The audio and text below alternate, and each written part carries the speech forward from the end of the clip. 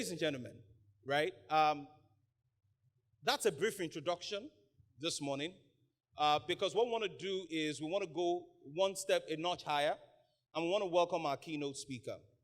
I'm particularly excited this morning to welcome him. I've met him prior to now just once, and in that meeting, it was fantastic. It was, he said some things to my friend that introduced me, and I knew in my mind, I knew in my heart that we had made the right decision in terms of who to help and who to deliver our keynote session today. So what's going to happen is that for the next couple of minutes, he's going to share with you the story of the phenomenal businesses that they've built. One of the things that intrigues me the most about Mr. Biodun Shobanjo is the fact that in the media space, he's set up 3 businesses, right? And, because I paid a visit to Insights, I paid a visit to Media Perspective, I paid a visit to the other one as well. And, it's almost like, those guys are competing with one another, but in their industry, they are literally number 1, 2, and 3. Now, somebody that has set up 3 businesses, same industry, taking first, second, third, I think he's worth listening to. What do you think? What do you think, right? He's the chairman of Troika Group of Companies that has companies like Halogen Securities in there, that has companies like I mentioned, Insight Communications, and all these fantastic, fantastic organizations. Ladies and gentlemen, with a very warm Outperform Business Conference welcome, can we please stand on our feet? I'd like to ask you to do that. And let's give a standing ovation to this morning, Mr. Biodun Shobanjo, and welcome him as he gives his address. Please help me put your hands together for him one more time. Welcome, sir.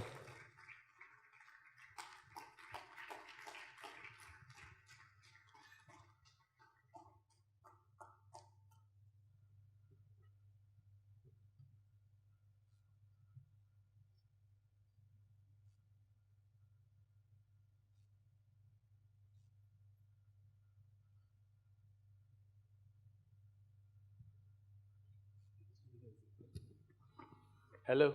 Please sit down. Please sit down. Oh my God, I didn't know you are still standing. Good morning, ladies and gentlemen. It's indeed a pleasure and privilege to be here.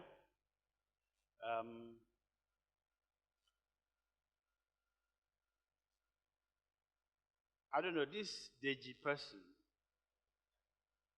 is just an incredible human being. Because when I met him about 4.5 months, 5 months ago, and he was trying to talk me into coming here this morning, I said no. I just said no. But between him and Tomiwa Thomas, who did the introduction, they just kept insisting. And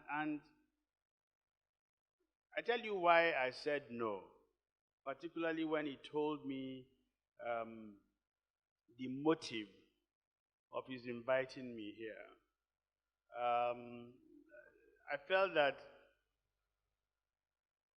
at the frenetic speed at which things are changing globally, what point would it serve coming to share a story that dates back 40 years with very young people like yourselves? So I felt that perhaps there wouldn't be too much of a relevance, but he kept insisting that I should come and share the experiences. And I think I was encouraged to eventually yield, because I recently read a book about board directors in Nigeria, each sharing their views about how a board would perform. And I found it didn't matter who you read, whether it was Dr. Omolayole or Dr. Kolade or any of those titans. I found that it was the same thing that prevailed. So therefore, these stories are never dated, in the sense that there is a consistency. Anything that is good is good. If it works yesterday, If it worked yesterday, the chances that it's going to work today. You may need to tweak one or two things, but the principles are the same. If only we can look through them properly. So what I would try and do, I said to myself, how do I hold a number of people? And I suspect that most of you, if not all of you here, are possibly entrepreneurs in your own right or aspiring to become entrepreneurs. So I said that the best way that I thought I could hold you guys for maybe 30 minutes, 40 minutes, or whatever it is to tell my story. In Africa, storytelling, when I was a young man and we listened to radio, television hadn't come at the time. And as a Yoruba man, there was a very popular program that most Yoruba families listen to on Saturdays. It was called Omo Bokun. And this woman would tell you stories. And then there would be something you would take out of it. And so I thought I should anchor my presentation on that kind of a platform, which is tell you my story going back to about 40 years. So here we are. I've been in this business for about 48 years. How many of you have been born 48 years ago here? And I suspect, again, some of you might have heard my story where I started from, broadcasting, working in the programs department, and then operations. And I got tired of that as a young man. And then, by accident, crossed over into advertising some 48 years ago or so. So, at the time, and I want you to please listen attentively and pick those things that would connect with yourself, or those things that will give you the courage to pursue your own goals. So about 40 years ago, when I was about to venture into the profession of advertising, there was something that happened about that same time. And that thing changed the world forever.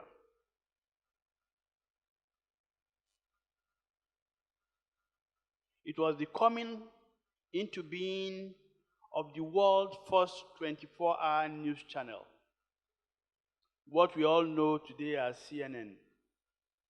That was about the time that I took the leap of faith. A gentleman called Ted Turner saw the need to start a 24-hour news channel. And he took a leap of faith. He didn't know whether it was going to succeed or not. Imagine coming up with a television channel that just beams news and news and news. And that's what CNN still represents till today. It's a major news channel. So it was that time that I took this leap of faith.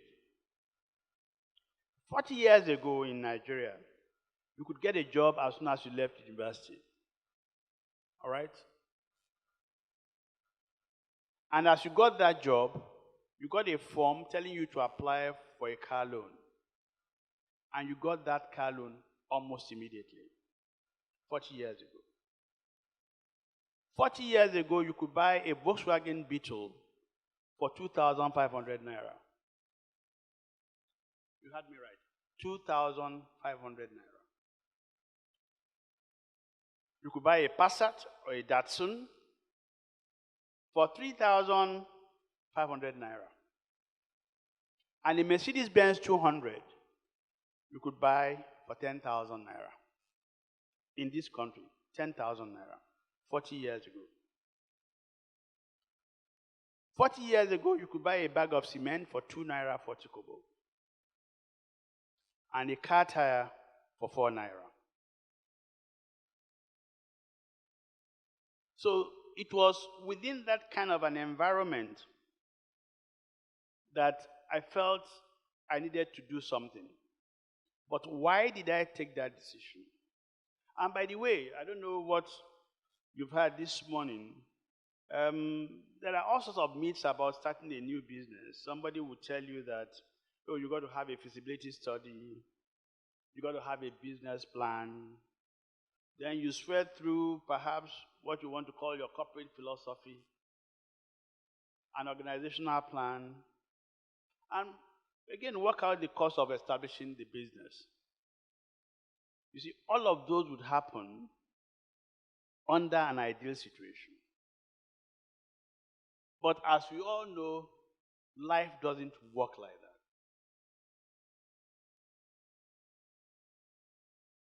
Because in reality, in almost 80% of cases, that's not what happens. Because you could lose your job suddenly. For example, you could become disillusioned with your station in life. You could want to be your own boss. Or given the state of the economy, as we are now witnessing, 2 days ago, government said 90 million people are jobless in this country. Imagine 90 million out of 200 million people are jobless. So, that means that there are 90 million prospective entrepreneurs out there, if only they know what they should do. And that's what we're going to be talking about this morning, using my story perhaps as a motivator. So why did I leave 40 years ago?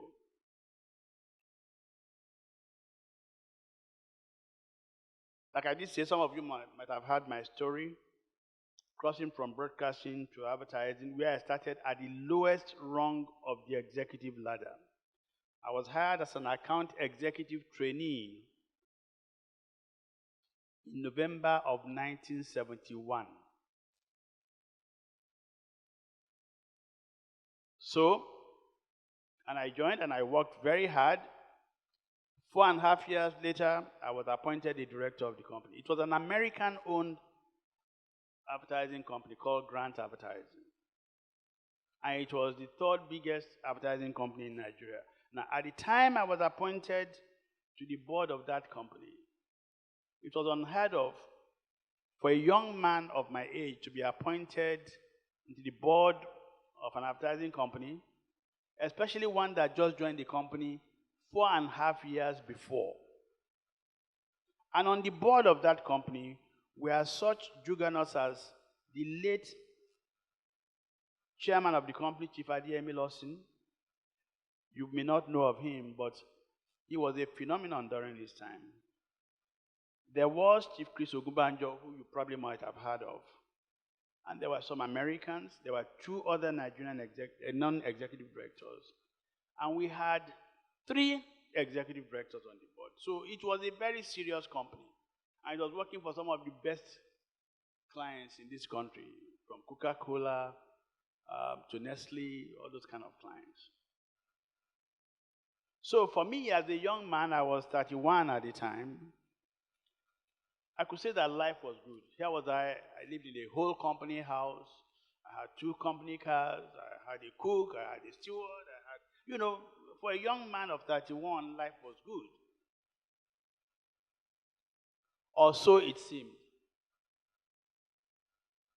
Now, when I joined the company, remember I said it was the 3rd biggest advertising company. Lintas, for those of you who understand the advertising industry, was number 1 by far. There was a company called Ogilvy Benson and Mather, OBM, it was number 2. So, here was I, this 3rd ranked company, and 5 years after I joined it, it was still number 3.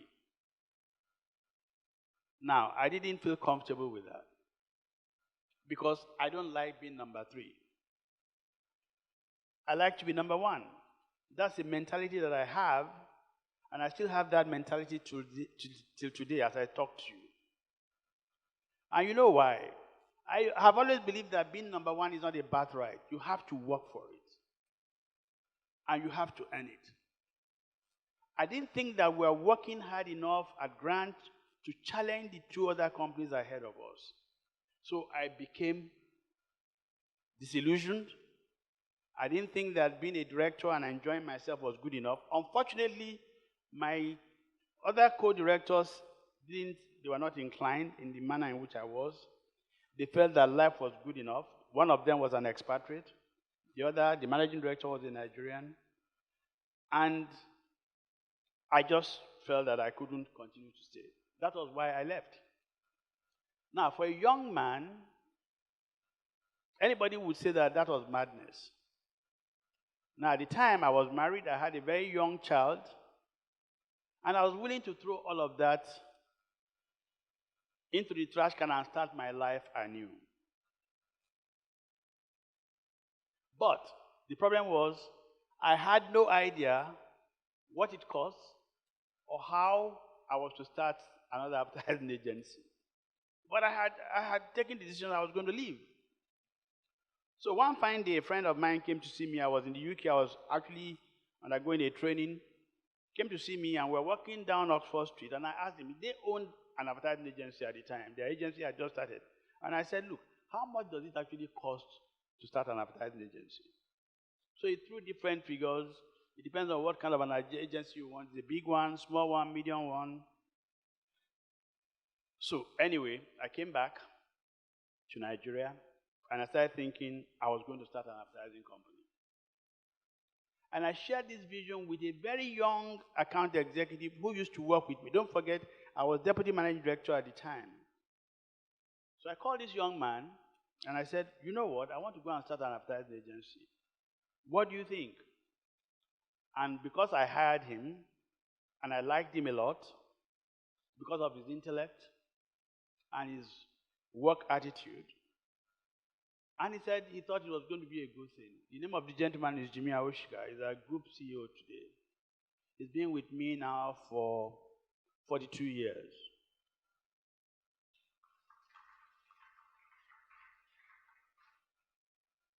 So I then said to myself, I'm going to start an agency. Yes, whereas I knew that there was a need in the market for another advertising agency, but what I needed to determine was that there was a market for the kind of an agency that I wanted to set up. An agency that would be different from every other advertising agency at the time. An agency that would be propelled by very young people. An agency that would deliver the best work possible in the land. So I defined exactly the kind of company that I wanted to set up.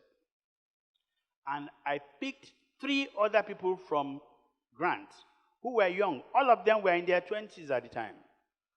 All of them were in their 20s. And I called them and I said, look, I want to go and start a company. I want you guys to come along. Are you interested? And they said, sir, anything you want us to do, we're going to come with you. And they did.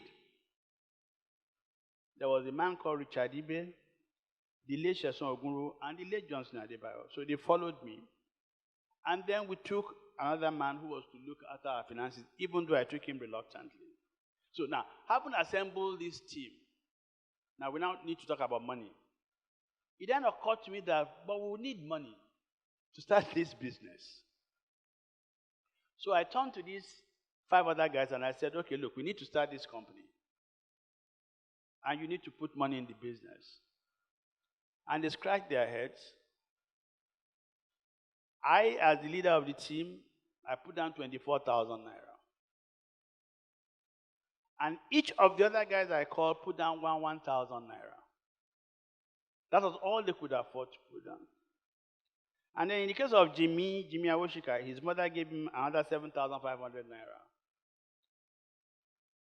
So that was all the cash we could muster to start a new company. So don't feel stuck about, I can't find money to start a business. Because that's the first hurdle. And most people get discouraged about looking for what we call working capital. So what did I do? I approached a friend of mine who was my client at the time. He used to work in an oil marketing company. And I told him what I wanted to do. He was my client and my friend. So, cut a long story short, he said, yeah, Biodman, I can help you. And he put down 17,000 naira. So now I had a client again who was in Jos, and I remain eternally grateful to this man. He was from Eritrea. They own NASCO in Jos. And Saleh Nasruddin, they are the owners of the company. He gave me 25,000 naira. He said, I give you 25,000 naira to support this enterprise. And finally, I approached another friend, like a senior brother, who chipped in 50,000 naira. So in all, we had total cash of 108,000 naira. 108,000 naira. And then, in those days, it was good. You could get things on hire purchase. And then we took a whole lot of things on hire purchase, like the generator, like the air conditioners, tables, and all that. That ate up another 104,000 naira. So in total, with the cash we had on hand, 108,000 naira, and the 104,000 naira debt, we started the company with about 224,000 naira or thereabout. So the insight that you hear of today was started with 224,000 naira. But I was undaunted in the sense that I knew that the journey we were embarking upon was one that was going to be successful. And what gave me that encouragement? The people that I had with me. So in starting a new business, you got to be sure, and I think they just spoke about it, you got to have the team. All of these were young people. They had just started their careers, but they believed in the leadership, and they believed that together we will pull through. And from that very first day that we opened shop at 1 Calabar Street in Surulere, we took a whole building, and that building, the rent was a whopping 18,000 naira per annum. So the massive building, 18,000, that was a lot of money to pay for a property at the time. So we started. We couldn't use all the rooms in the building. I locked them up, but I wanted to give people the impression that we're a big company from day one. So if you came around and you saw the environment from which we operated, you were likely to take us very seriously. But guess what? We opened our doors with only one client. A client that I used to work for at Insight. It's called the International Correspondence School. And the total advertising budget per annum was 10,000 naira. But we opened shop all the same, 10,000 naira. So never again feel discouraged with the way you start. Because what is critical is for you to be able to wrap up and grow the business very rapidly. By the end of the first year, we had grown the business to about 1.5 million naira. And that was not bad in 1980. And by the time we entered our second year, we started running into problems. The first problem we had was that the man, you remember I told you about the man that gave me 50,000 naira? He had his idea as to how the company should be run. And I had a totally different idea as to how the company would run. My focus was that we would treat our people in a particularly unique manner. Because I knew that those were the raw materials. All right, they were the ones that were going to do the job. So even at the end of the first year when we didn't break even, I felt I needed to increase their salaries. And he thought otherwise. And I said to him, look, these guys, if they had remained at Grant, their positions would have changed. So please let us review their salaries, even if minimally. He refused, and he said, you know what, give me my 50,000 naira, or I'll take you to court. So the business was not generating the kind of revenues that would make us pay the 50,000 naira. And he gave me a lead time of 6 months. But guess what? In 6 months, we paid back the money. Oh, one thing I didn't tell you was that when we were looking for people to invest in the company, we approached a gentleman who said, why should I put my money in your business? I can spend that money importing rice. He mentioned rice specifically. And I would have turned the money around so many times, even though I was offering him 60% of the company. Naively, I said, sir, please take 60%, because I was desperate, I wanted to start. But thankfully, he rejected it. So, by our second year, we started having problems, as I said. The man who gave me 50,000 naira wanted his 50,000 naira back, so we gave him the money. I found that two of the people that I brought were not loyal to the cause. They were moonlighting, looking for contracts to do, taking time from the office to go and do the contracts, and they were caught anyway, and we had to make them go. That second year, 3 of our staff wanted to buy cars. So I approached the bank we were using at the time, and we wanted 3 cars, and we applied for a loan of 10,000 naira because somebody talked about banks. So we said, please, can you give us a loan of 10,000 naira? And the bank not only said, no, we cannot give you. They told me, that manager told me, and I will never forget, he said, you are in the non-preferred sector of the economy. Why should we give you 10,000 naira? In other words, the man was saying, you are onto a bad course, and you want the bank to put this 10,000 naira in your business. But guess what? 30 years later, the group CEO of that same bank haven't discovered that we were their third biggest client on the mainland. And he just took over and wanted to meet their key clients. Came to us to courtesy call and to solicit more of our businesses. And he said to me and our management, you know what, given the performance of your bank, of your company, we'd like to give you a 2 billion naira credit line. Now, we didn't ask for the credit line. And I told him the story that, look, you are here talking to me. This company may not have been in existence because if the staff had walked away, maybe the company would have died. But they stayed. But 30 years ago, your bank, the bank which you now had, denied us a 10,000 naira loan. I wanted him to know. And of course, he was embarrassed. And he said, oh, sir, 30 years ago, I was still in school. It was not my management. I said, but it's the same bank. So one of the things that we did was to look for what I call technical partnerships. If you have businesses in which you need to get throughput from a company that understands the business better than yourself, please do so. Because I did, and it helped the growth of our businesses. Because they helped in training our people. One of the things that we focus on in our company is the ability to develop manpower.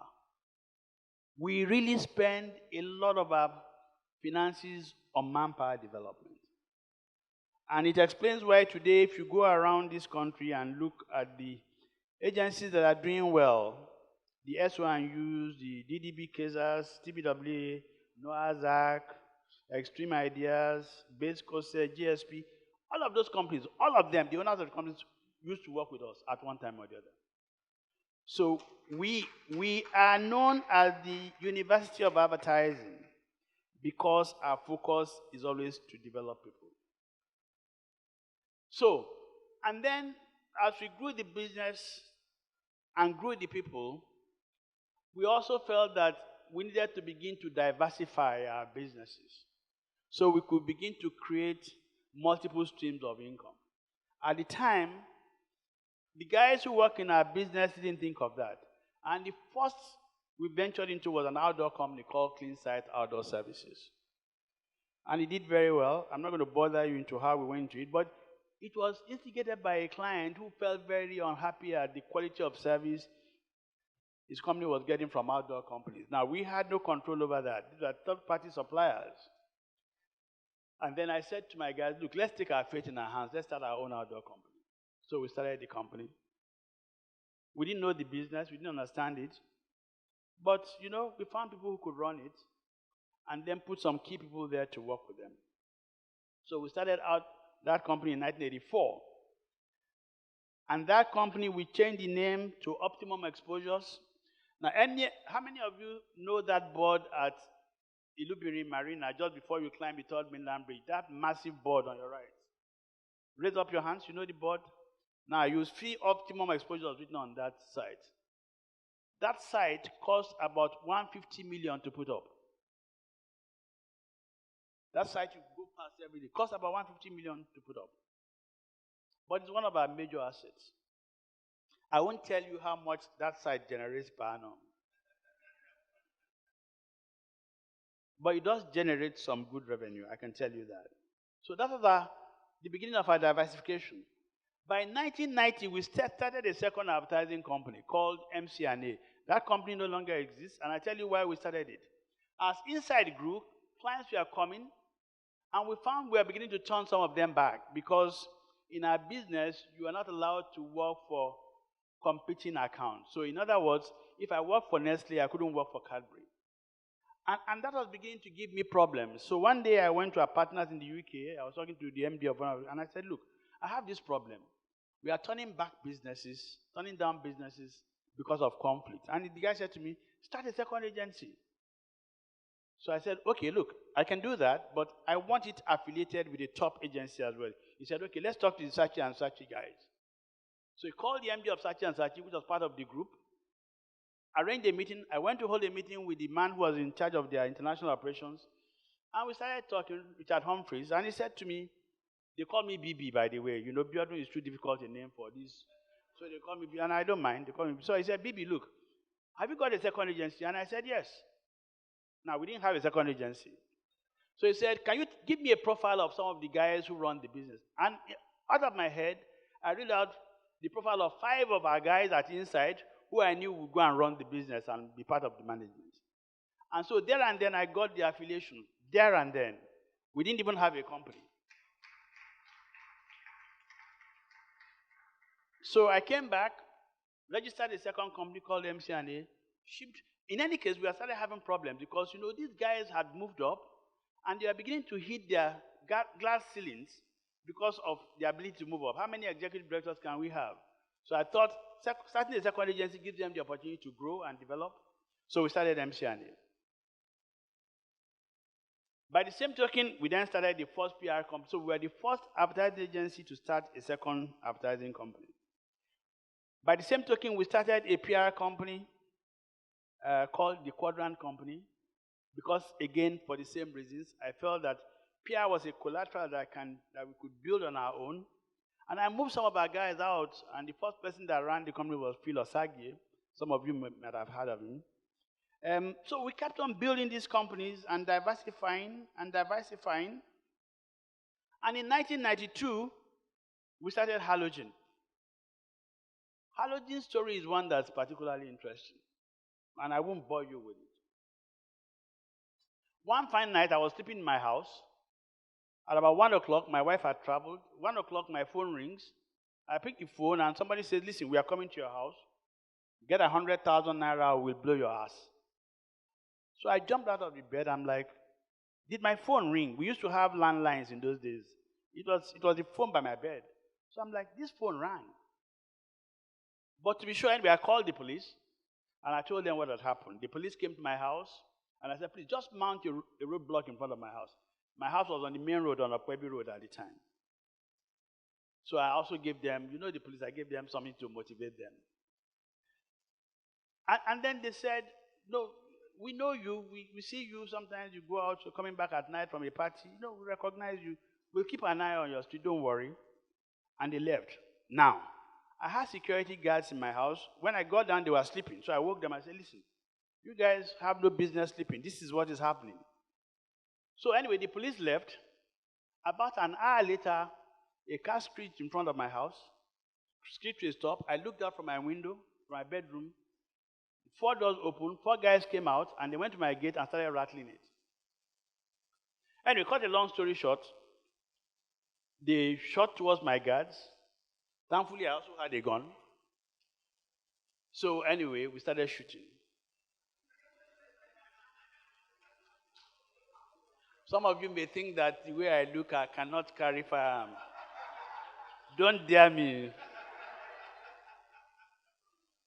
So this shooting went on and then went on from about something to 3.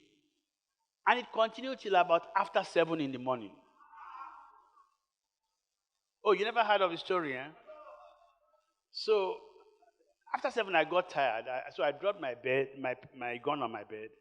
And I went to my window and opened the windows. And I looked and I saw all these guys lying on the floor with guns drawn. So then one of them stood up and I said, listen, what do you guys want? Now, in my head, I thought it was the robbers that came, But apparently it was a comedy of errors. What had happened was that when the first set of guys came and I exchanged shots with them, the police had the shooting and they called for reinforcement. Now, the reinforcement that came, and I couldn't see them properly, of course, were in mufti. They didn't say a word, and they assumed that the robbers had entered my house and that they were engaging the robbers. And the shooting went till 7:15. At the time, they called for the police helicopter to come and drop a bomb in my house. Then they called it back. They said the shooting was too much. Then they went to the cantonment and said they should bring a tank out and blow the house up. True story. True story. And then the tank got to Sheraton. And then this was the time that I had dropped my gun and I said, and we started, so they said, no, the tank should go back. And the police held me for 2 days because I had shot some of their men. But you see, that was a challenge, but I saw opportunities there. That is the thing about entrepreneurship. You must be able to see what others don't see. Because it suddenly occurred to me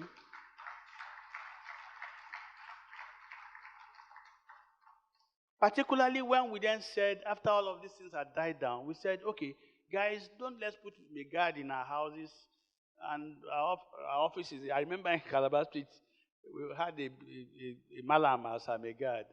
One day we didn't see him, he didn't come to work in time. So when he came back, and I said, Mohammed, where have you been? He said, Oga, you're picking a for contractor. So I'm like, what's that? He said, you're picking for contract. Basically, his son went to construction site and fell down. And he took the son to the hospital. So he was telling me that. So I'm saying that we've had all sorts of security people, from Megad to what have you. Now, the security company that was in my house on that day were totally useless. So I told my guys, let's go and talk to all the security companies in Lagos. We wanted 36 guards, our homes, our offices. And there was not one security company in Lagos who could give us 36 guards. They said we had to wait for 6 months. So I'm like, so what will happen? In 6 months, they could have killed all of us. So what's my option? So I had a police officer friend who was the commissioner of police at the time. And I said to him, what does it take to start a security company? So he told me all the processes. I said, start to finish, how long will it take? Recruiting people, training them, blah, blah, blah, blah. He said 3 months. I said, okay, I'll opt for 3 months. So that's how I applied for a license to start a security company.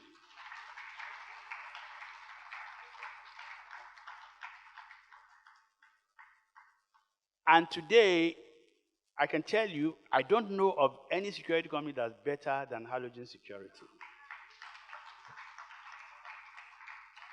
That company employs 18,000 people and offers services throughout Nigeria, including the Northeast.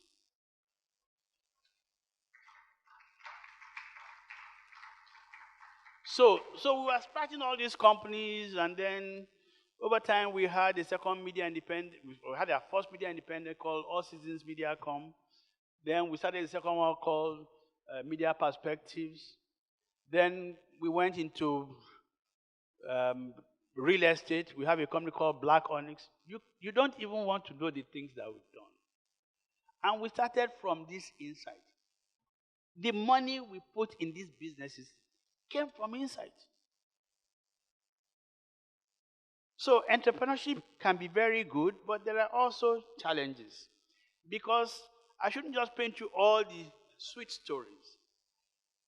We had MCNA. The guys who ran it were moonlighting. The MD at the time, on a Thursday, would leave Lagos, go to Belgium, and go and buy cars to come and sell. How do you run an advertising agency and you are by the same token running a car mart? They don't add up. So the staff saw what was going on, and everybody lost focus. And the company that was already challenging inside at the time started hemorrhaging, and clients started taking their businesses. And by the time we knew, because what we do when we start these companies, we allow the people that we put there to run. We never interfere. I, speaking for myself, do not go to any of our companies. I don't, except if there's a board meeting. As a policy. I ran inside for 25 years. The moment I stood down in 2004, I refused going there. The management said, no, sir, you should have an office. I said, not me. I don't need an office. Even though I'm the chairman of the company, I don't need an office here. Because I'll keep intimidating them. The staff will keep seeing me as their CEO. That's the truth. So, and that's what I do. My office today that I occupy, there's one of our companies, they occupy 2 floors on top of my office. I do not go there. I don't. And I go to that office, at least now I go there thrice a week. I do not go there. I just need to climb a flight of stairs and get there. I don't go there. As a deliberate policy.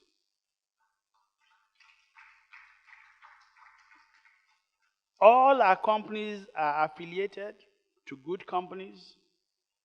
But you know, there are people issues.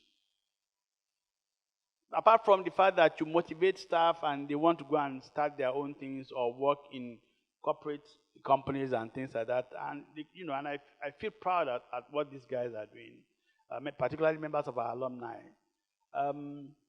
You still find staff who put, figuratively, they put a knife behind your back, either trying to take clients from you and starting their own companies. There is a particular case.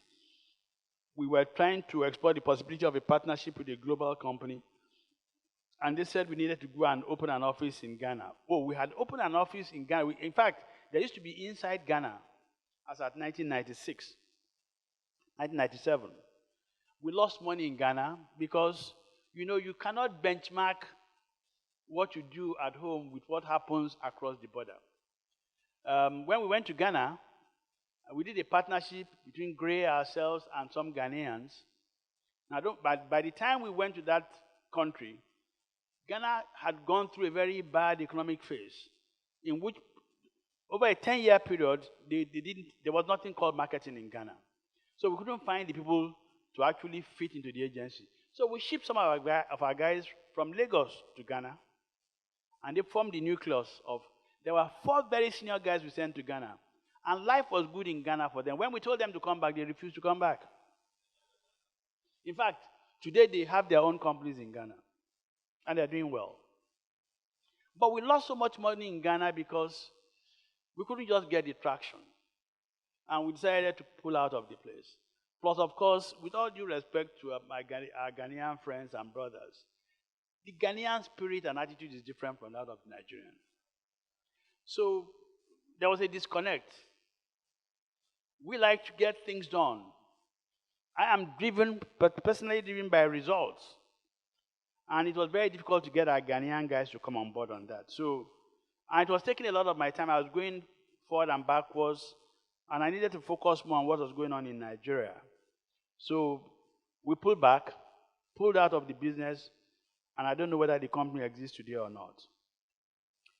By the same token, we wanted to go to Cote d'Ivoire, but from the lessons we learned in Ghana, we just found a partner there, and we told him, go keep doing the business.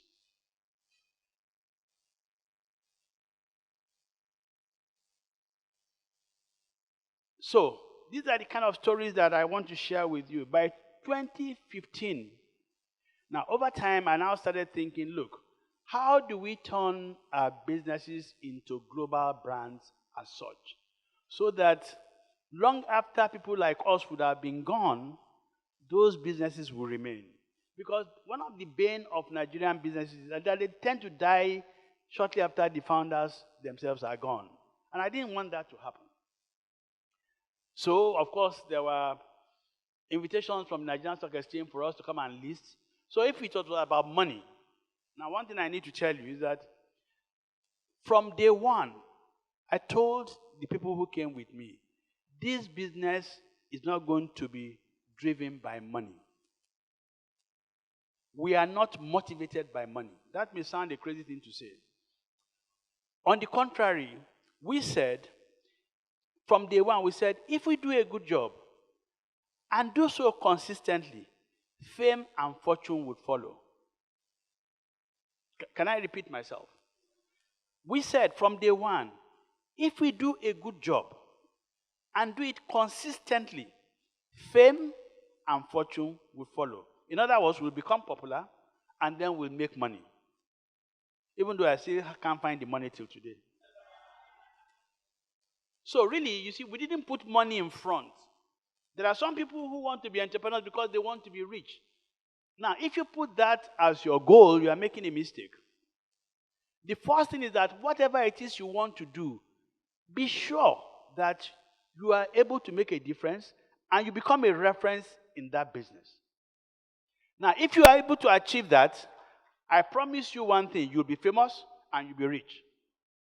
It's given. It's a formula. Try it, it will work.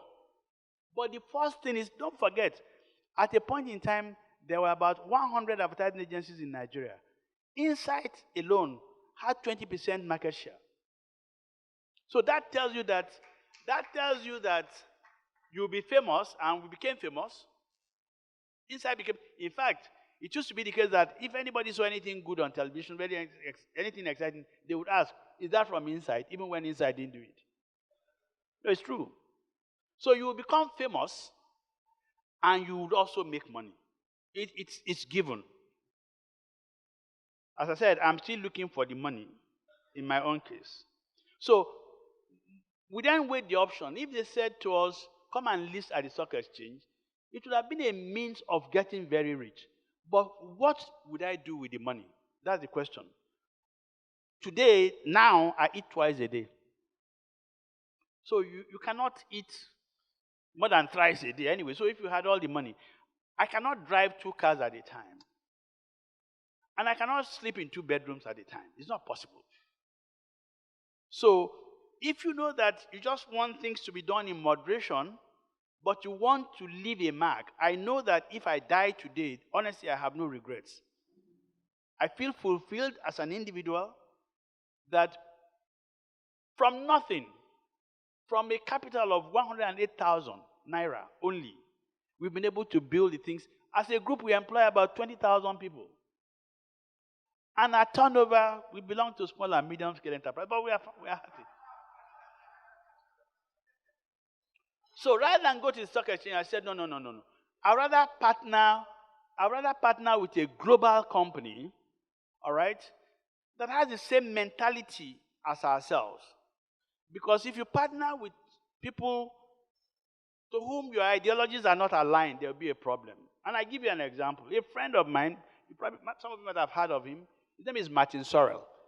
Martin Sorrell was the chairman CEO of a company called WPP. You can check that, but he's left. He liked me so much because of the things that we've done with the group that he ran, WPP at the time, because Gray was part of WPP. And then when we started talking, when I started interesting him about, we want a partnership that goes beyond just technical partnership, but in which there will be equity. And we wanted the equity because once they became equity partners, the standards would change. Our standards would change. They will be best global practice. And Martin said, yes, that was welcome. They like to do business with us. And I said to him, in doing business with us, we will do a 51-49 at the best. 51 in our favor. And he refused. They would like to have the majority shares. And I asked why. What are you bringing to the party? We built this business. It's a Nigerian business. Why should you have majority? The sweat, blood, and tears that went into it over the past 30 whatever years was that of Nigerians. You don't need to grow our business for us. We can grow our business, but there are benchmarks, systems, procedures that we can plug into. Global systems and procedures that we can plug into. And of course, manpower development from anywhere. We have trained people in Australia, as far away as Australia. We just identify a good office, we send our guys there. The United States, Europe, everywhere we send our people.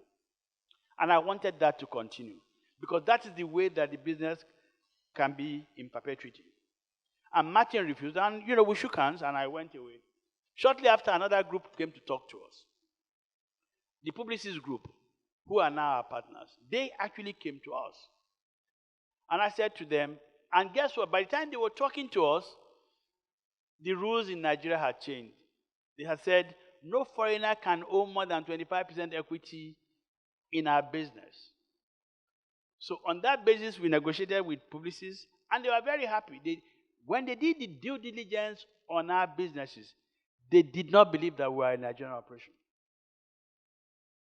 They just felt that the standards were too high. Because you know the way we Nigerians tend to run our business. You own a company as chairman or MD, and you are owner, you can go to your finance department and tell them to give you whatever. It would never happen. It does not happen. It's just not possible. And our auditors and our service providers are the big three in the country. So from day one, we were clear in our minds what we wanted. So we did a deal with Publicis Group, and towards the end of 2015, I signed that agreement with the chairman CEO of Publicis Group at the time in Paris. And what did that do? In one fell swoop, we had access to the global brands that they have built over the years, including such brands as Leo Burnett, Starcoms, Zenith, Publicis, MSL, and any company that Publicis owns today, we can take one and plug into it and run with those same kind of standards. And it also opens us to working for the global clients that they have. Now, that assures me that we have businesses that would outlive us. So today, within Troika, of which I'm chairman, there are 3 core entities. There's what we call Insight Redefini, which comprises of all of our marketing communications businesses. There's Halogen, which is asset protection. And there is Black Onyx, which is real estate. As I told you, together, we employ about 20,000 people, and we are still growing.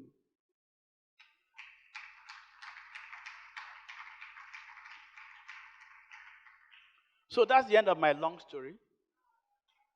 I hope you find it interesting. Thank you very much. Thank you. One more time, can we please give a big hand to Mr. Shobanjo?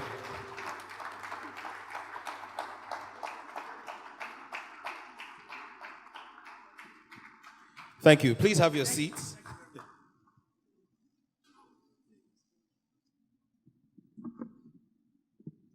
All right. So I'm going to take a few minutes to just ask Mr. Shobanjo some questions. If you have questions as well, we're going to have microphones on the aisles. So if you have questions, please just go to the aisles, and we'll just take the next 15 minutes thereabout to ask a couple of questions before we move on to the next item of the agenda. But I think Mr. Shobanjo deserves one more round of applause for a phenomenal presentation this morning. So, Mr. Shobanjo, thank you very much once again for being a part of this conference. It's our very first conference, our very first conference, and I am delighted to have you as our first keynote speaker in the series of conferences that we've had. So I'm just going to take some of the questions that I've put down here. Now, I know that you've been involved in some incredible initiatives over the years. I don't know if you remember the Bank PHB advert where, they were pouring water out of a hose. How many of you remember that advert? Where there was this guy that was drinking water out of a fuel, that was his company. At least I think it was. Apprentice Nigeria. Everybody remember Apprentice Nigeria? All right, you are fired, okay. And overseeing several successful businesses in the same industry, etc.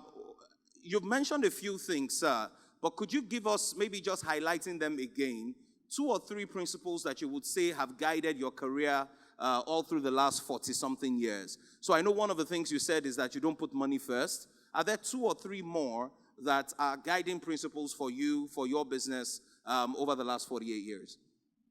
Thank you. By the way, I hope I didn't overrun my time in presenting the paper. Oh, I'm sorry about that. Okay, so the first thing is hard work. Anybody can talk about hard work, Second thing is professionalism and integrity.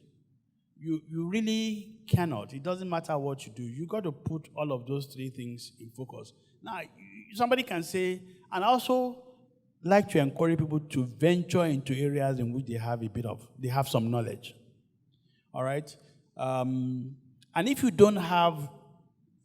want to invest, for instance, as starting out, you want to go and start something, and you have no idea about that business, the chances are that you're going to struggle.